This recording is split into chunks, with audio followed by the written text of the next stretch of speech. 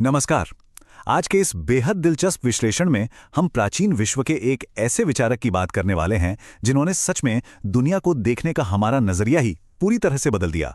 हम बात कर रहे हैं अरस्तू की, जिन्हें हम राजनीति विज्ञान का जनक यानी फादर ऑफ पॉलिटिकल साइंस कहते हैं।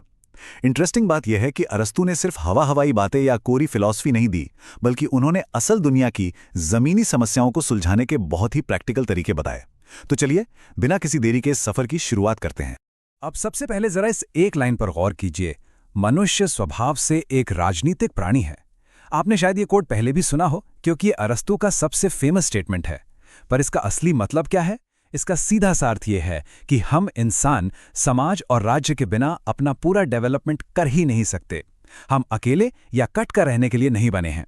ये एक ऐसा विचार है जो सदियों पहले भी सच था और आज की दुनिया में भी 100% सच है। तो आज की इस चर्चा में हम क्या क्या कवर करने वाले हैं?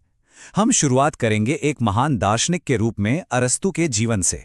फिर समझेंगे राज्य और शासन पर उनके विचार, नागरिकता और न्याय की उनकी अवधारणा, उनका प्रसिद्ध स्वर्णिम मध्य सिद्धांत, उनके दर्शन का मूल्यांकन और आखिर में प्रतियोगी परीक्षाओं के लिए कुछ बहुत ही क्रूशियल तथ्य। तो चलिए सबसे पहले भाग 1 की ओर बढ़ते हैं और जानते हैं कि अरस्तू आखिर थे कौन। अरस्तू एक महान दार्शनिक।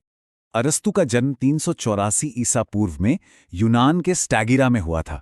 एक बहुत ही दिलचस्प फैक्ट यह है कि इनके पिता मकदूनिया के राजा के दरबार में एक डॉक्टर थे। अब ये मेडिकल बैकग्राउंड बहुत मायने रखता है, क्योंकि इसी वजह से अरस्तू में बचपन से ही विज्ञान और हर चीज को प्रैक्टिकली ऑब्जर्व करने की आदत थी। 17 साल की उम्र में वो एथेंस चले गए और वहां प्लेटो की मशहूर एकेडमी ज्वाइन कर ली।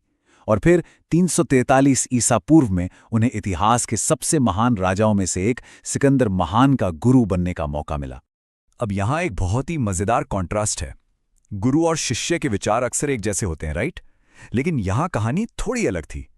प्लेटो, जो अरस्तू के गुरु थे, वो एक आदर्श राज्य और दार्शनिक राजा की कल्पना करते थे। उनका सारा फोकस थ्योरी और विचारों पर था। लेकिन दूसरी ओर अरस्तू ने रियलिटी और एक्सपीरियंस को चुना।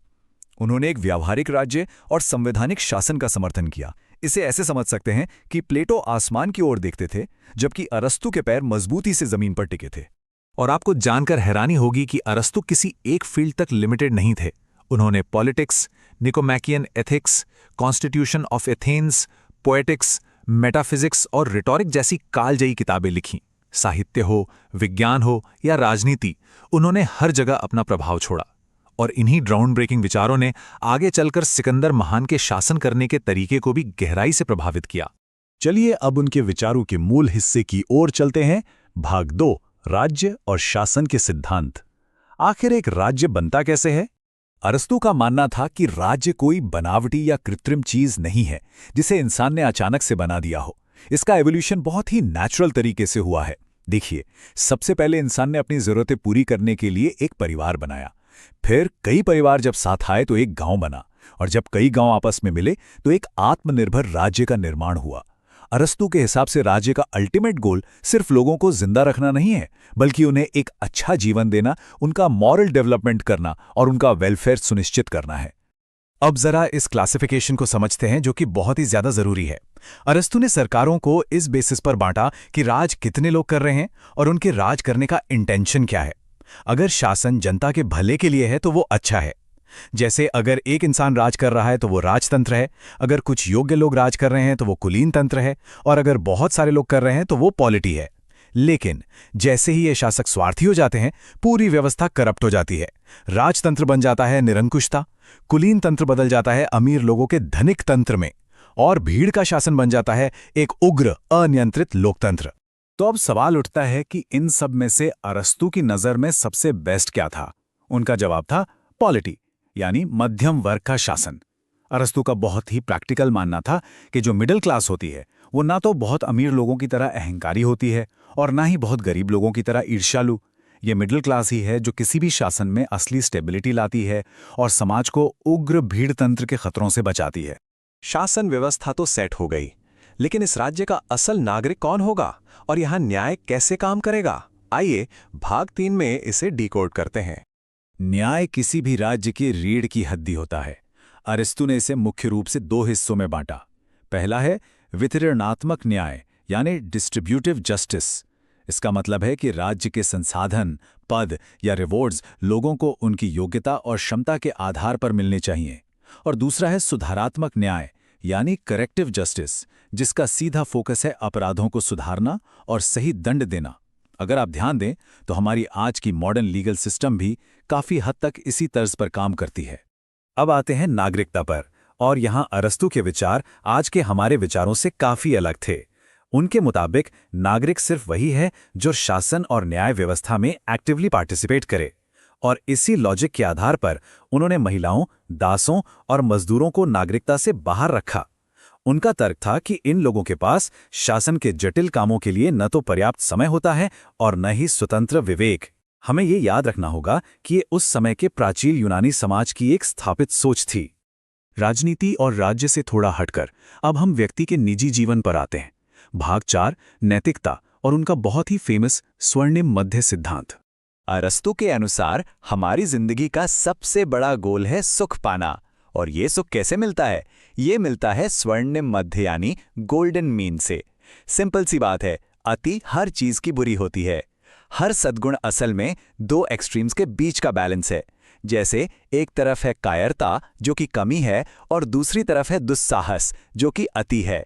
इन दोनों के बिल्कुल बीच का बैलेंस है साहस। उसी तरह कंजूसी और अंधाधुंध पैसे उड़ाने के बीच का बैलेंस है उदारता। एक संतुलित जीवन ही सबसे श्रेष्ठ जीवन है ना? कमाल का विचार। आइए अब भाग 5 पर चलते हैं और एक क्रिटिकल नजरिए से देखते हैं कि अरस्तू के दर्शन ने दुनिया को क्या दिया और उनके किन विचारों की आलोचना की जाती है। राजनीति विज्ञान के अलावा अरस्तू ने लॉजिक यानी तर्कशास्त्र की भी नींव रखी। इसे सिलोजिज्म कहा जाता है। जरा इस उदाहरण को देखिए। सभी मनुष्य नश्वर हैं।